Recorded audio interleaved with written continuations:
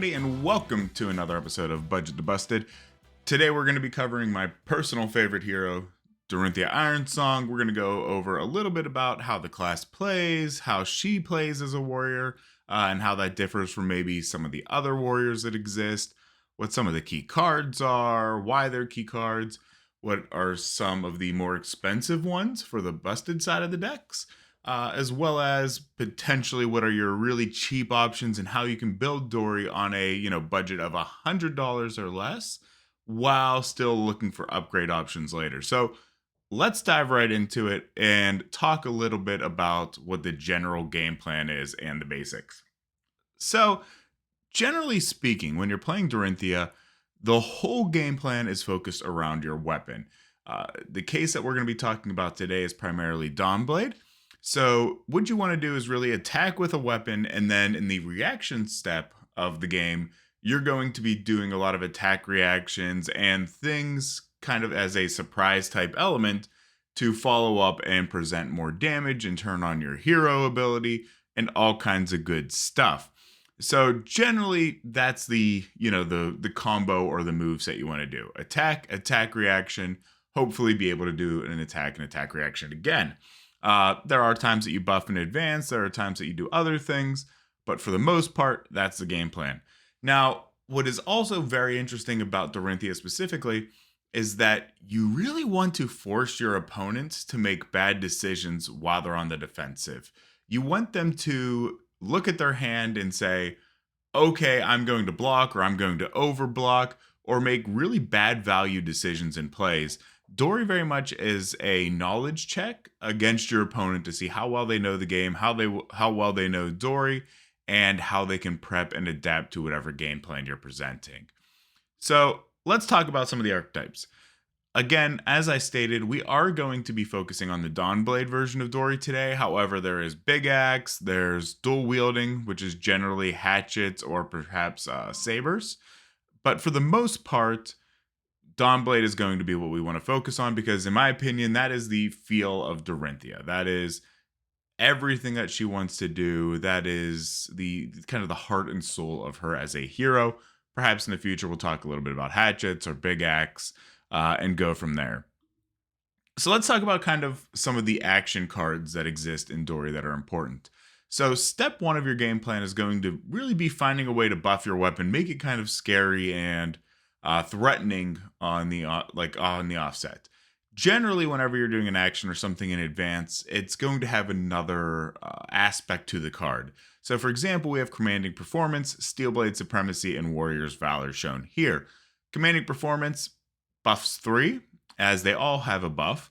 This one buffs 3. However, at the end of your turn, your warrior attacks or until end of turn, I'm sorry, so not just this attack, but any subsequent attacks that you make, whenever they defend with one or more action cards, they destroy a defending card in the hero's arsenal. Or destroy a card in the defending hero's arsenal. I apologize. So it's kind of like the warrior version of CNC, which is nice. It's basically saying, hey, you're going to take this damage, or if you want to block with an action card, it doesn't include defense reactions, but if you want to block with an attack action card, we're going to sit there and get rid of the arsenal. So it really kind of puts them on the back foot right away. Steelblade Supremacy is kind of a heart and soul Dory staple. It gives you the buff. This time it's +2, but however, whenever your weapon hits, it draws a card. So you're really threatening a lot of card draw, a lot of value on your turn. Finally, Warrior's Valor, another one you see a lot. What's nice about this is it's +3 on hit, go again. So go again is another aspect that we're going to talk about here very shortly in terms of Dory, but it is very critical to find ways to get go again. Let's talk a little bit about the attack reactions. Here are going to be kind of what I call the surprise cards.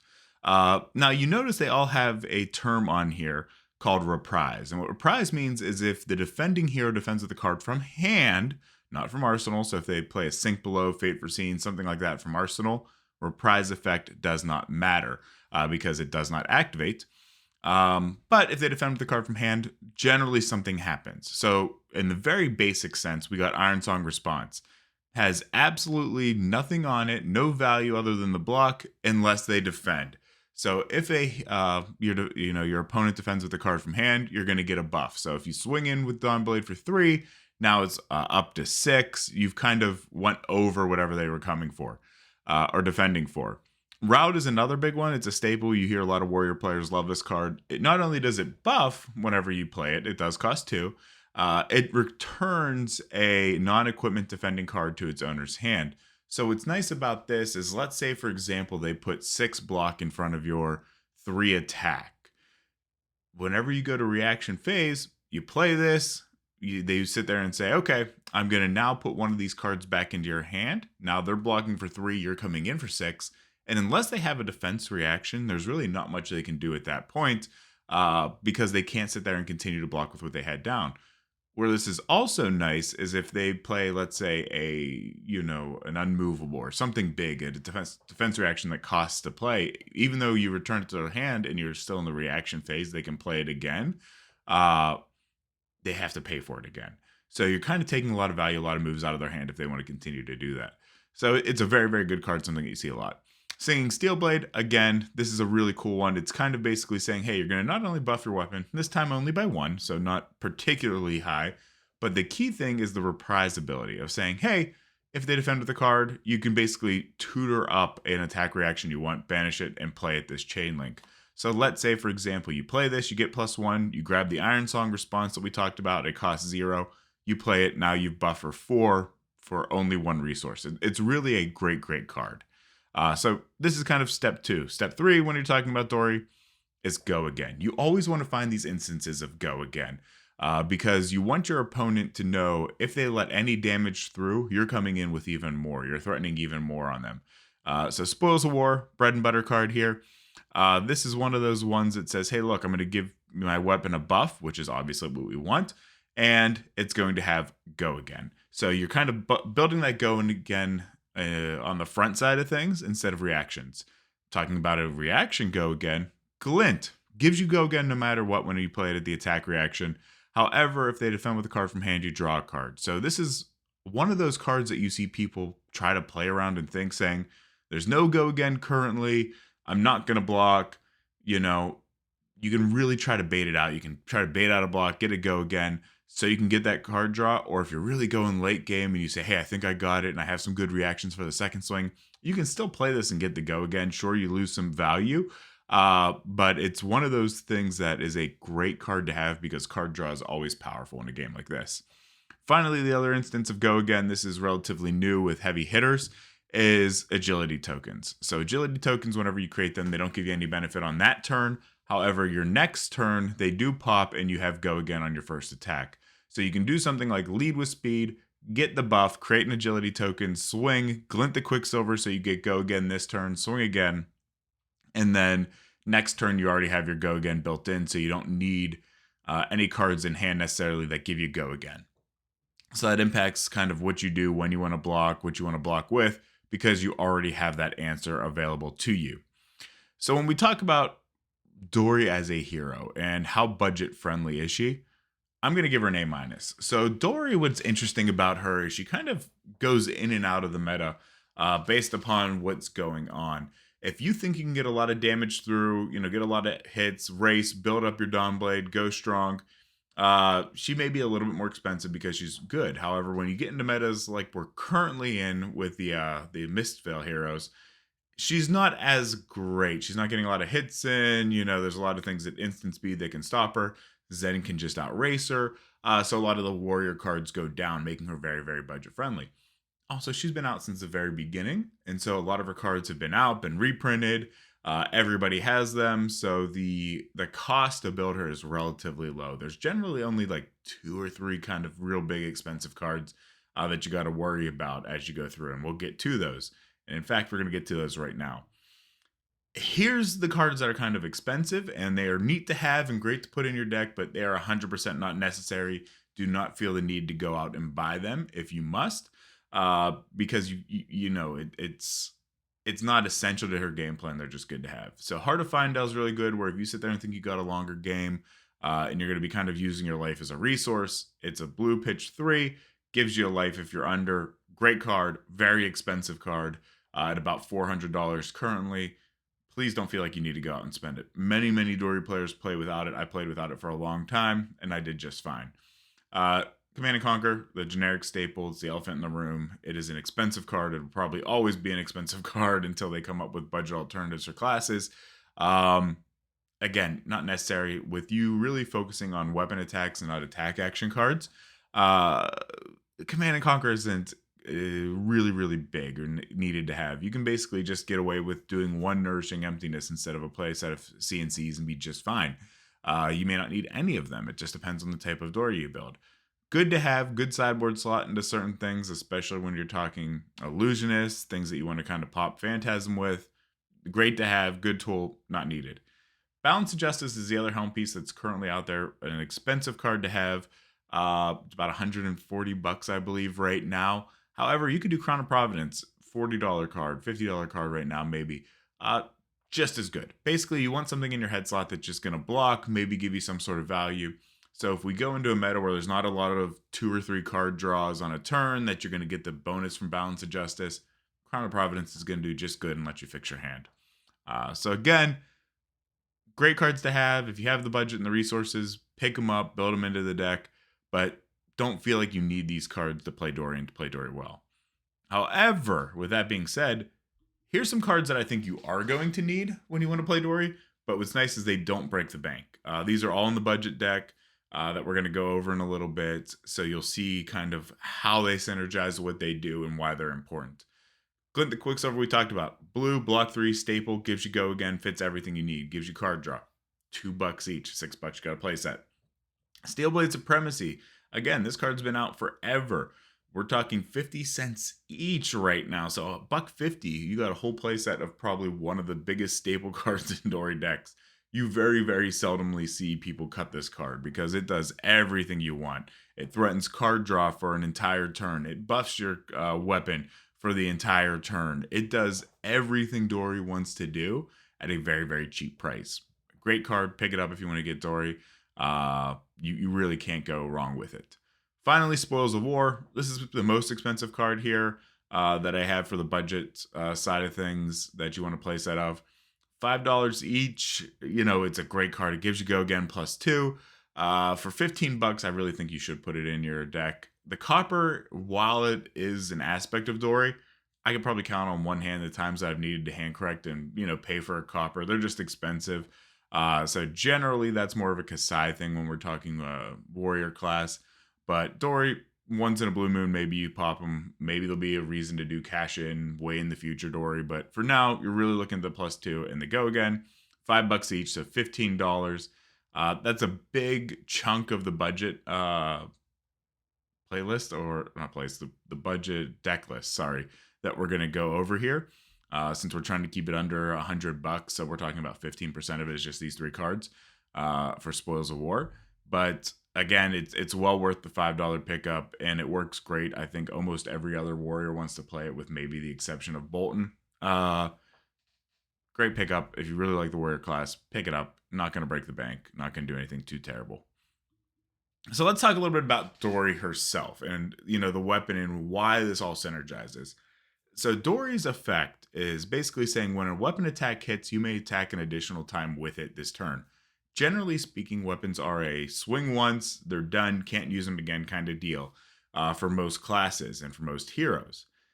Dory says if you leak even 1 damage and that weapon hits, you can use that weapon again. So the whole game plan is basically swing, hit, go again, swing again.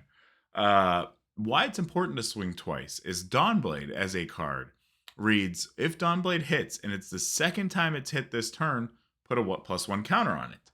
Then if you have a turn where you don't hit it all, remove all +1 counters.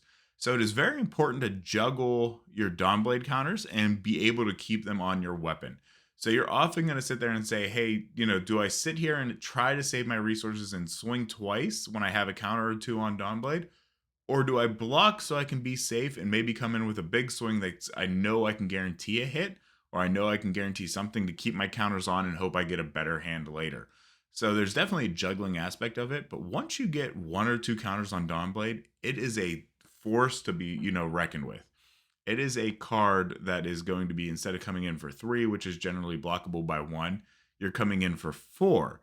So now you're guaranteeing saying, hey, put 2 cards in front of it if you want to stop it, or a sink below, some sort of defense reaction. knowing most of your buffs on attack reaction speed, or even in advance for the actions, are +3, now you're coming in for 7. So that's basically demanding 3 cards from hand or 2 cards in equipment or something. It is very much critical to find a way to get a counter on and keep that counter as fast as you can. Where I said Dory is a knowledge check, what's nice about it is if they don't understand what reactions you have or what's in the meta or what you've built, they may block inefficiently where they sit there and say, hey, I'm putting 6 block down because I think you're coming in with just +3, and you're able to get over. Now you've pulled cards out of their hand, did what you want to do, got the hit, got the counters, and you've really punished them for making that bad value play or that bad knowledge play. It is very much a gambly poker kind of feel whenever you're playing Dory and understanding what you think they have versus what you think you have. Um, but it is a lot of fun. It is really, really cool to do. I love Dawnblade Dory. I think it is the heart and soul of the warrior class. So we've gone over the hero, we've gone over the weapon, we've talked a little bit about the cards. What about equipment? I've broken this into a couple different ways to look at it. The budget is not going to be highlighted in yellow. Anything with a yellow border around it is kind of the busted side of things. So you can get an idea of what you're looking for if you're really wanting to spend a little bit of money, what you're looking for if you're on a really tight budget.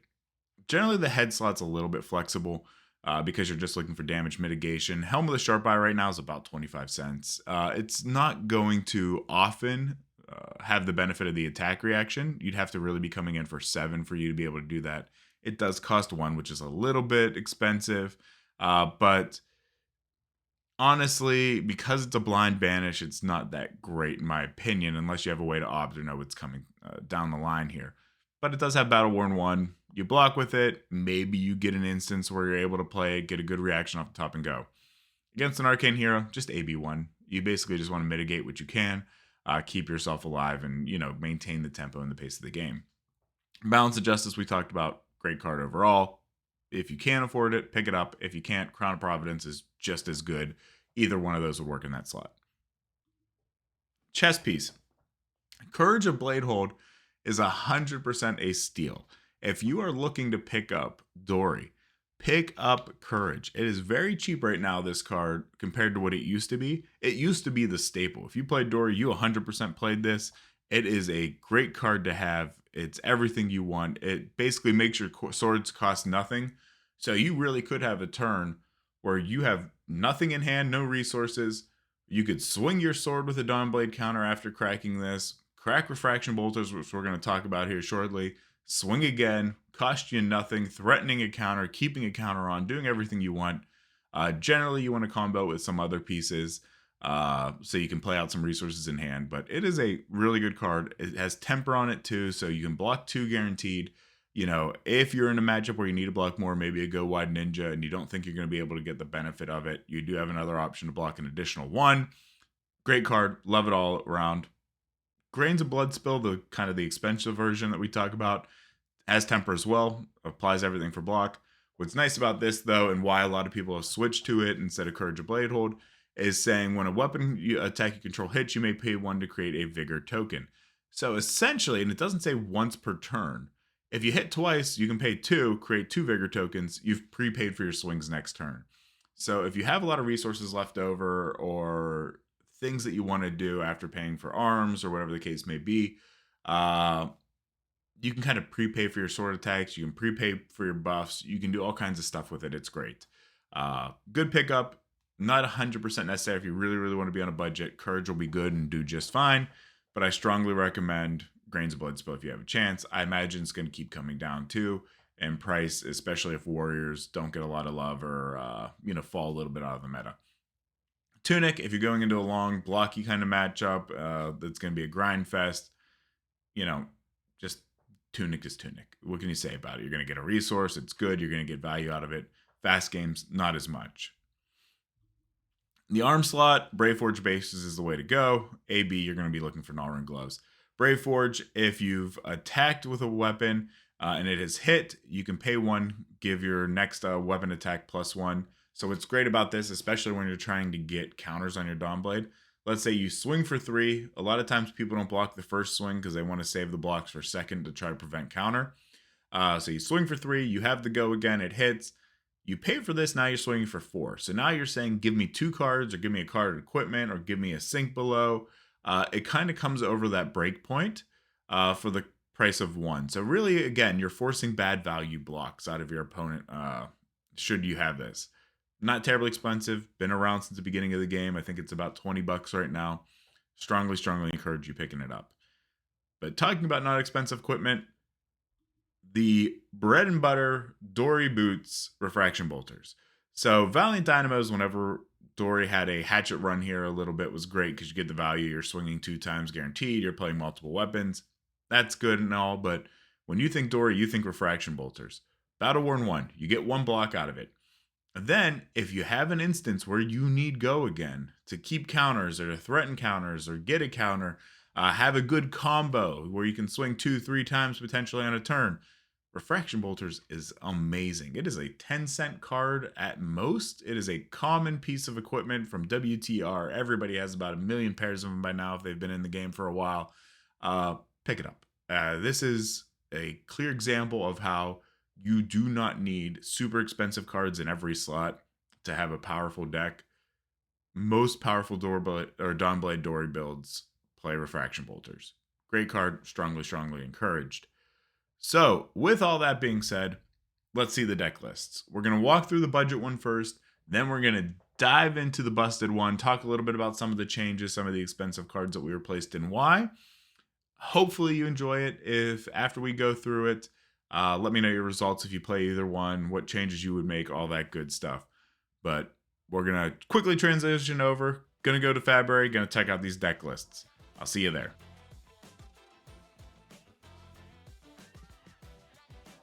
Okay, the decks. Let's talk a little bit about the budget side of things. This is a deck right now. You can see Fabry has it valued at about 90 bucks. I priced it on TCG Player. I think it comes in at about $96 before shipping, so we're pretty close.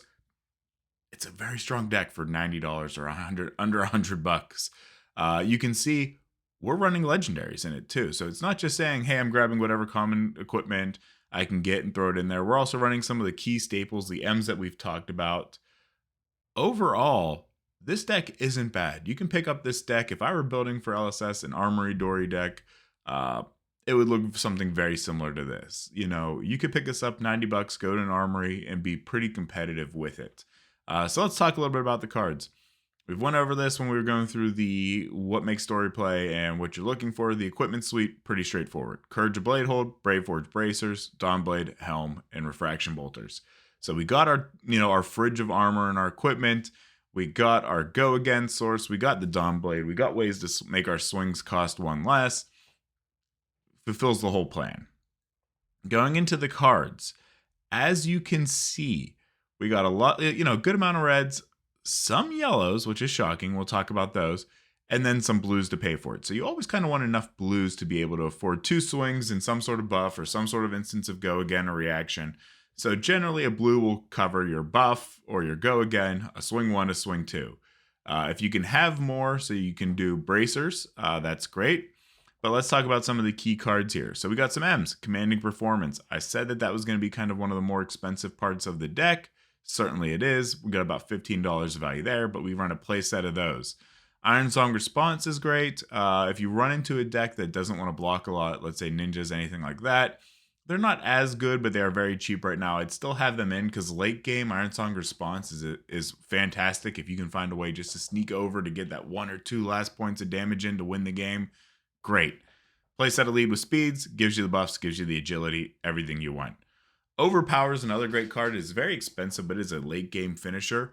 Often you're coming in, they're throwing a whole hand down in front of you, sometimes to prevent you from getting a counter or prevent you from doing what you need to do.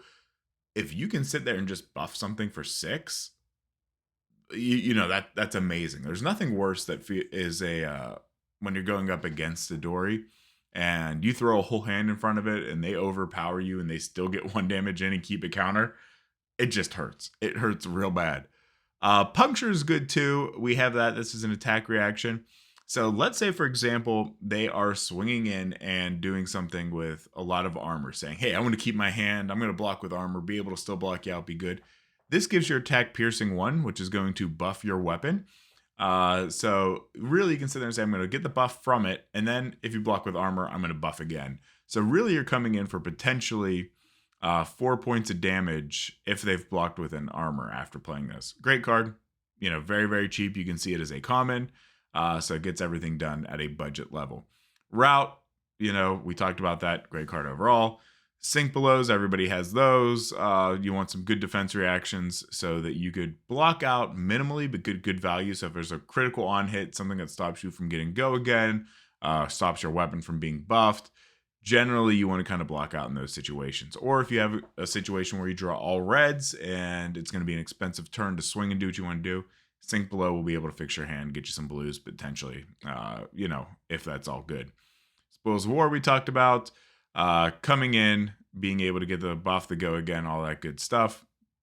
All around, can't say enough good things about that card. So Steelblade Supremacy, card draw, buff, 1 cost, staple of Dory. Take it on the chin. This is a newer card coming out from Heavy Hitter, so only 2 sets back at time of recording. It prevents 2 damage, so if you are in a situation where you need to do some sort of damage prevention and you don't want to block 3 on a 1, or if you absolutely need a way to get an agility token so you get go gun on your turn, this is a good card. I only have it in as a 1-of because it does not block. It is red, so I don't want to kind of mess up too much there, but it gets you go again. It does do some damage prevention as well, keeps you in the game. Warrior's Valor, red block 3, +3 go again. Talked about it good. Let's talk Ironsong Determination. This is a card some people run 1 of, some people do 2, some people do 0 of it. I'm personally a fan of this card. It has won me many games. It is a combo piece that I'm looking for whenever I'm playing this, because I love turns where it is Steelblade Supremacy, Ironsong Determination, and I have a blue in hand, because I can play Steelblade, play Ironsong, get +1 Dominate, on hint, draw a card. So I'm basically saying, give me all of your armor suite. I want everything you have because you're only going to be able to block with 1 from hand. And I'm swinging in for 6. So I'm getting 3 over, guaranteed. A lot of times when they have Dominate too, they sit there and will say, I'm going to throw something in front of it. I should just mitigate because I'm going to still have a hand after. So you get all the options to get Reprise turned on. So it's great. So Steelblade, Ironsong, an instance of Go Again is good. Glint the Quicksilver, Run Through. I like this card a lot. I think when you're talking budget, and again, a card that is very, very cheap, I strongly recommend picking it up, running it as a 3 of, even if you're only, getting it off once or twice. It's good. Run Through, this is, an oddly expensive rare only because it has only come out in the Dory V Reinhardt decks. It's about $2, something like that. But it gives you go again. It's a buff. It's almost like a more expensive, worse Blade Flurry, which is in the Busted deck. But, it's not bad. It'll give you a buff on the second attack. If you look at it this way, it's basically saying, I'm going to pay for it in the reaction phase to activate Brave Forge Bracers. You know what I mean? Because this costs 1, this costs 1, this buffs 1, this buffs 2. So I almost view it as a Brave Forge activation, but with a little bit more oomph behind it. Not a great card, but, in terms of budget, not bad. 2 of them should do good. Not too many yellows. We already have more in here than we need.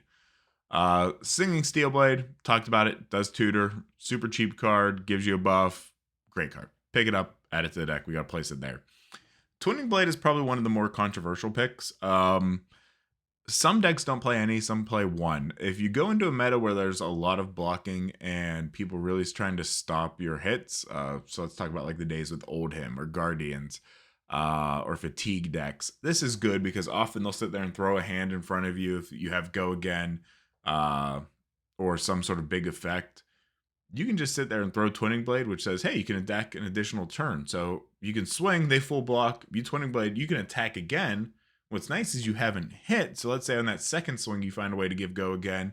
Then you can swing 3 times because of Dory's ability, which again, for her ability to hit, to activate, you have to have hit. So if they full block out, you Twinning Blade, don't hit, but then you hit on the second swing, you can swing again and still threaten a Dawn Blade counter. So good card. I run 2 of them here. Again, if the meta doesn't have a lot of blocking going on, you can probably get away with 1 or 0. Warrior's Valor yellow. It just, again, on hit, threatens Go Again, gives you a buff. Pretty good card. The reds are better up here. But, running it as the rainbow, the 3 of each for a budget deck, I think is perfectly fine. It still blocks 3 if you absolutely need to block. The yellows aren't as good resource-wise, but, you're still getting to a 5 point, so it's threatening an on-hit even if they have a sink below. So it's not bad. Energy potions are good. They pay for everything that you want to do if you pitch them from hand. They're also good for, let's say you have an attack, with go again. They full block out. You have no way to get over it with your reactions. Since you still have the go again point, you can just throw an energy potion down on the board and then be able to pay for everything that you need at a critical time later. So it's one of those catch-alls where you can use it to pitch, you can use it to put on the board. I run 2 of them. I wouldn't necessarily go 3 because it does have no block value, and there's been times I've been stuck with them late game in hand. Glint, talked about that. Go again, reprise, blue block 3, good card. Hit and run, this is good to sit there and have. You play at the beginning, it's a go again. The second one's okay. It was better in like Hatchet Story where you get a buff and it gets go again. Chance of you swinging 3 times is pretty low in Dory unless you have Twinning Blade active. So generally this is something you just use at the beginning to give yourself a go again instance. Ironsong response. Again, generally you're pitching this. Late game though, whenever you just need to come 1 over to get the win, it's a good card to have. Blue overpower, similar to red overpower. If they block coming in 4 over, it's good a lot of times because they'll block 3 over what you have because they know most buffs are coming in for 3. So if you show 3 and you have 1 card in hand, they may assume it's just a 3 buff attack reaction. So overpower gets you that 1 extra to keep a counter alive or potentially hit a second time and gain a counter. Precision press, go again, piercing. We talked a little bit about piercing, what that does. So it's just a go again instance early. Warrior's Valor, already talked about that. This is just the blue version. So this is kind of the core 60 card deck. Sideboard, we got stuff for wizards. We got Out for Bloods. This is just a buff as well. Steelblade Shunt we haven't talked about, but we have it in the sideboard here. If you're going into another warrior or a guardian or somebody that is going to be swinging a lot, this is a great card to have because you're dealing damage on their turn. So you're kind of scaring them to not attack, especially if they're low life with a weapon because you could kill them on their turn. Take it on the chin we talked about. Good prevention, go again ability. So if you got a lot of decks that are going to be coming in wide for 1-2 points of damage, this is a little bit better value than having to throw a blue block 3, for example, into like a Crouching Tiger. Chorus of Ironsong I run as a 1 of. This is really just a Prism solution right now or an Enigma solution right now. If they have a lot of stuff with Ward and they play it and they say, hey, look, you're not going to be able to get things thrown Ward. This basically says, hey, damage can't be prevented, so it pops all ward instances, and you still get the damage through. So it is good. Steelblade Shunt, this is just the blue version. And then if you're going into a wizard, you got 4AB here as well, available to you between these 2 and, maybe only 2AB, I apologize here. So 2AB, because again, generally you want to keep your boots for the go again, and you generally want to keep your chest for free sword swings. So this is the budget version of the deck. Let's talk about some of the changes to the busted version. Busted. Oh, did I open the budget twice? I did open the budget twice. I apologize. Let's go to the busted version. Here we go. So you can see immediately changed to a better helm piece and a better chest piece. We've talked about Balance of Justice enough and the grains, so we get an idea of why we want those. Blade Flurry. When we talked a little bit about run through last time and I said, hey, it's not as good as Blade Flurry, it's a budget. You can see we cut down to 1 of this. We've added 3 Blade Flurries instead. So now you're swinging for 5 and 5 at worst. So generally speaking, it is very good at getting over. It is a 0 cost and it's giving you 4 points of value on the offensive. Great card. Strongly recommend that would be one of the first things you put in if you're looking to upgrade from the budget version. Commanding Performance we had, Ironsong Response, you can see we've cut down to 2 just because, again, you may go in decks that aren't blocking a lot. Last thing you want to do is go into a deck that doesn't block a ton and have 2 or 3 of these in your hand because then they're essentially just 1 value and they block 3. So you're kind of trying to cycle or get rid of those till late game. Puncture we talked about, Route we talked about, Spoils of War, Steelblade Supremacy, Warrior's Valor. Let's talk Glistening Steelblade. This used to be a staple for every single Dory deck. It is an expensive card because, again, was only in Dory v Rhinar. I'm still a fan of it. There are many decks that have cut this completely. I like it for the I'm forcing you to play the my game plan situation here. So what this is it has go again, which great, love it. You want go again. You want things to give your Dawnblade go again. This also says whenever Dawnblade hits a hero, they put a +1 counter on it.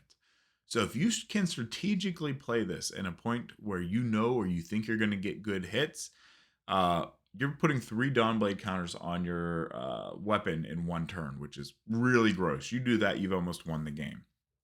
So essentially what happens is you swing, you hit, you now have 1 counter on. So now you're coming in for 4 your second swing. You hit again, you put 2 more on. Now you're coming in for 6 your next turn the first time you swing. 3 Dawnblade counters is really tough to deal with. At that point, you see opponents throwing hands away, and if you can still find ways to come over, it's great. So when I talk about combos and things that I like to play and look for, in my opinion, what I call the God turn is Steelblade Supremacy, Glistening Steelblade, and Ironsong Determination. Because you're getting card draw, you're getting counters, and you have Dominate.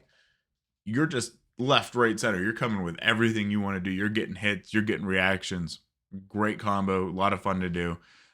This is also a good turn if you have Twinning Blade in hand, because a lot of times people see this and they panic and just full dump because they don't want you to get free counters. You have a Twinning Blade, they throw a hand at it, you Twinning Blade over it. Since this is for an entire turn, your next Dawnblade has go again, and this entire turn, whenever Dawnblade hits here, put 1 on it. You can really punish them for making stupid decisions like that. Warrior's Valor had the yellow, talked about that, talked about singing, talked about twinning, all that good stuff. Bolden Blade I have as a 1-of. Sometimes I'll put 2-ofs of this in a deck, depending upon what the meta looks like. If you know you're going into, let's say, a Riptide, for instance, or you're going into a deck that runs a lot of D-reacts, it is nice. You get a buff from your weapon, you destroy a card in their arsenal, so you're kind of taking away some of their game plan. You're forcing them to block with cards that they want for their plan. Great deck overall. Very cool art, too. I love the art of this. But as a whole, maybe 1's good, maybe 2. It really just depends. You can see we've cut down our energy potion as well. Because if we're going to put another no block in, I want it to be hard to find all. I don't want too many no blocks in my deck. But so I'll run 1 energy potion for the instance that, like I said, I swing, get full blocked out, have it in hand, I can throw it on board, then have resources when I need them. But the no block I'm going to replace is Heart, just because if I'm playing for kind of the mid-late game, I'm hoping to get 1 or 2 value out of this. Glint talked about Hit and Run, Ironsong Response talked about Overpower, talked about Precision Press, Warriors Press. Let's look a little bit more into the inventory. Again, I have 3 Chorus of Ironsong. I've kind of bumped this up a little bit. You can see I have 2 Emboldened Blade, Snags. These are all based right now off of the current meta and kind of what I'm facing. And news kind of a problem right now. If you get away from news or people that are running a lot of attack reactions or attack action cards that have buffs for whatever reason, Snag's great. You could probably cut this whenever meta shifts. So if you're watching this later than kind of time of recording, which is just before Rosetta, this may not be necessary. Same with Chorus of Ironsong. Playing this into a matchup where there's not a lot of Prism, not a lot of Ward, not a lot of Enigmas, probably not as critical to have. So you could probably get away from those 2. However, they're now. Emboldened Blade, you can see I have more of. I think if you're going into decks that get very, very blocky, very, very defense reactions, which a lot of people bring in against Story, having things in the backhand is great. Again, blue block 3. So worst case scenario, you're pitching it or you're blocking it. It's not bad. It does take a little bit away from your game plan if you're not hitting a defense reaction and arsenal out of it. But sideboard kind of thing, I don't think having 2 of them is a bad call. Also, you can see it's 55, so we're going to still be bringing in 5 of these cards no matter what. Sink Belows, I'd probably be bringing these in for most cases for my 5. Good card to have. What can I say about Sink? Oasis and the Wizards.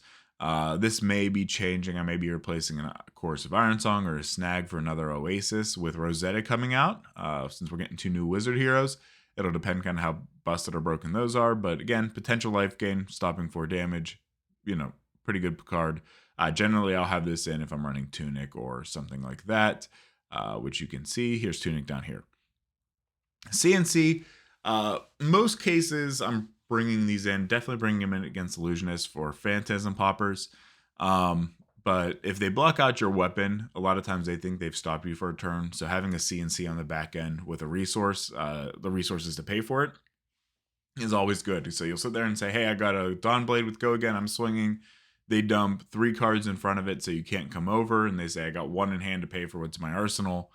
This is a great chance to kind of punish them there. So you can see both versions of the deck are very much built to say, how can I punish my opponent for making bad decisions? You know, are they blocking too much? Are they blocking too little? Do they overblock? And, you know, do I punish them on something on the back end? Do I get rid of their arsenal? Do I punish them for doing attack reactions like if they're new? Do I punish them if they're swinging with their weapon too much? That to me is kind of what makes Story fun and a lot of the Warriors fun. So these will all be posted. They will be on February. We'll put the links below too in the site. I'm hoping that if you haven't played Dory, this has encouraged you maybe to give her a try or pick up the Warrior class as whole.